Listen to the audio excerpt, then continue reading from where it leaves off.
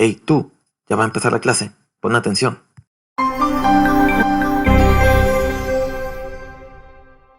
Buenos días, mis niños y mis niñas. Bonito jueves. El día de hoy en español vamos a darle continuidad a lo que es la elaboración de nuestras historias o la información que hemos rescatado de la historia sobre nuestra familia. Esta es la última etapa ya para poder elaborar el fin del proyecto que se te va a dejar para el fin de semana. Pero el día de hoy vamos a andar viendo lo que son los tiempos verbales. ¿Qué son los tiempos verbales? Ya lo hemos visto. Que son los verbos, pues son las acciones que realizamos. Y el tiempo pues sería si está en el pasado, en el presente y en el futuro. Ahora, como andamos viendo historias que ya pasaron, pues los verbos que vamos a utilizar el día de hoy son en pasado. Así que acompáñame para saber cómo lo debemos que hacer. Muy bien. Ya que tenemos toda la información que hemos rescatado desde el árbol genealógico, desde esta tabla que me acabas de llenar tú, donde viene el nombre, fecha de nacimiento, lugar de nacimiento y algún talento de tu primera generación, segunda generación, tercera generación, ya que revisamos los documentos oficiales como acta de nacimiento, el acta de matrimonio, lo que es la cartilla de vacunación, ya que tenemos todo este paquete de información. Vámonos a nuestro último paquete de información. Y es donde nosotros vamos a empezar a rescatar los sucesos familiares. En la tarea pasada de español te pedí que no me llenaras la parte donde dice anécdotas, que es donde tú vas a escribir una historia de un miembro de tu familia. ¿Por qué no? Porque hay que saber cómo podemos escribir correctamente una anécdota o un suceso familiar. Y para eso debemos que hacerle caso a las preguntas que se te están señalando ahorita en tu pantalla. Esas preguntas son importantes que se contesten cada una. Porque si tú vas a contar una historia, pues es importante que digas pues cuándo sucedió o dónde sucedió, quiénes participaron, qué sucedió primero, después y el final. Imagínate que están contando algo muy emocionante y se les olvida contarte el final. O que dicen, no, pues es que no me acuerdo cómo acabó. Pues te vas a quedar con las ganas, ¿no? De pues, ¿qué pasó? O te cuentan una super historia bien impresionante que a ellos les tocó presenciar o ver. Y te preguntan, oye, ¿y a quiénes les pasó eso? Y te digan, pues no sé, a unas personas que miré por allá. Pues también no tiene chiste, ¿no? Es saber toda esta información que es relevante. Ahora sí, cuando nosotros hagamos la historia familiar, que a fin de cuentas es lo que dice ahí arribita, historia familiar, tenemos que poner sucesos familiares importantes. No vayas a hablar el día que tu abuelo o tu tío hizo un champurrado muy delicioso, no.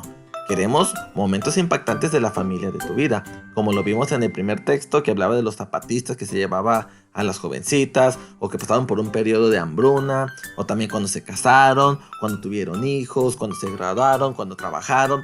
Esos son sucesos familiares importantes, entonces tú busca cuáles consideras que sean importantes de tu familia para empezarlos a redactar respetando estas 6 preguntas que estamos viendo.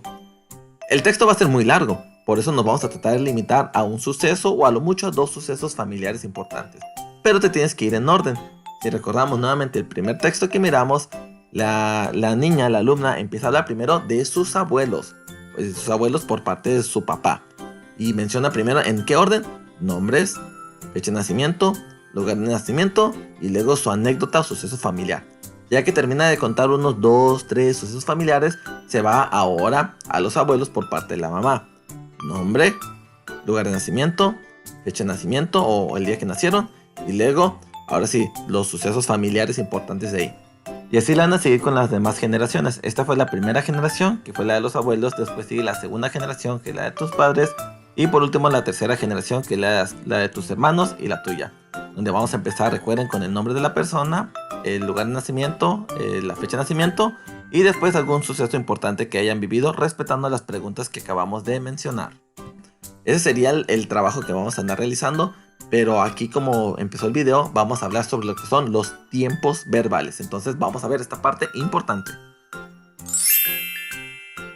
Como vamos a hablar de sucesos familiares que ya pasaron, todos estos verbos, o sea, las acciones, tienen que estar en un tiempo pasado, o sea, que ya sucedió.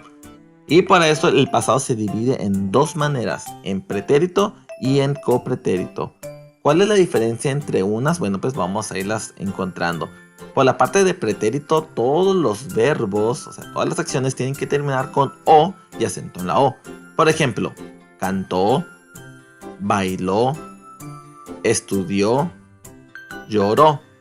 Son ejemplos de pretéritos, son acciones que ya se realizaron y ya lo terminó de hacer. O sea, que ya no lo está todavía haciendo. Sabemos cuándo terminó de hacerlo. En cambio, en el verbo pasado o pretérito, si se fijan es lo mismo que pretérito, nada más le agregamos el co al principio. En copretérito los verbos tienen que terminar con ia y con aba. Ejemplo, lo mismo, ¿no? Bailaba, cantaba, estudiaba, comía, reía, lloraba. Son verbos que también ya pasaron, sin embargo, no sabemos con precisión cuándo terminó de hacer esta acción. Un ejemplo para tal vez entender un poquito más la diferencia entre pretérito y copretérito es como por decir, tu hermana se va a su cuarto y se pone a estudiar las tablas. Y después a la media hora ella sale de su cuarto y se pone a ver la televisión contigo. Entonces tu hermana estudió las tablas y tú lo puedes asegurar que ya terminó esa acción. ¿Por qué? Porque está al lado tuyo viendo la televisión. Entonces es una acción que ya realizó, estudió las tablas. Pero si tu hermana te dice, hey, voy a estudiar las tablas y se encierra en su cuarto, mientras tú ves la tele y tu mamá te pregunta que dónde está tu hermana, pues tú le puedes decir que ella está en su cuarto, pues estudiando las tablas. Entonces estaba estudiando las tablas porque esta fue la indicación que se les dio. Pero no sabes con garantía en qué momento exactamente terminó de hacerlo. Y ahora sí, con esta información vas a empezar a realizar lo que es la historia de tu familia. Entonces te voy a dejar el resumen de los pasos a seguir. Muy bien, entonces vamos a hacer los pasos a seguir para nuestro proyecto. Número 1. Junta los sucesos familiares. Punto número 2. Anota los sucesos con sus verbos en su tiempo correspondiente, pretérito y copretérito. Paso número 3. Elabora la historia de tu familia con el siguiente orden. Y esta parte es de gran importancia porque es donde va a venir la mayoría de tu información. Tu historia familiar tiene que llevar lo siguiente: nombre completo, el lugar de nacimiento, la edad o fecha de nacimiento y el suceso familiar que ocurrió. Y recuerda que dentro del suceso familiar tiene que llevar las 6 preguntas que mencionamos en la clase del día de hoy. Entonces así las vas a hacer con cada miembro de tus generaciones. Recuerda que vamos a empezar por los abuelos, donde ponemos el nombre, la edad, lugar de nacimiento y el suceso familiar con las preguntas respectivas. No vas a anotar las preguntas, sino únicamente ya narrarlo completamente.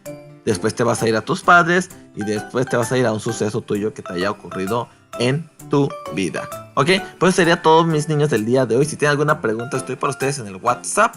Y como siempre les digo, nos andamos viendo hasta el día lunes. Así que rompan este reloj, que no los despierte, porque el viernes los maestros tenemos CTE. Así que nos andamos viendo el día lunes en matemáticas. Yo les digo, bye.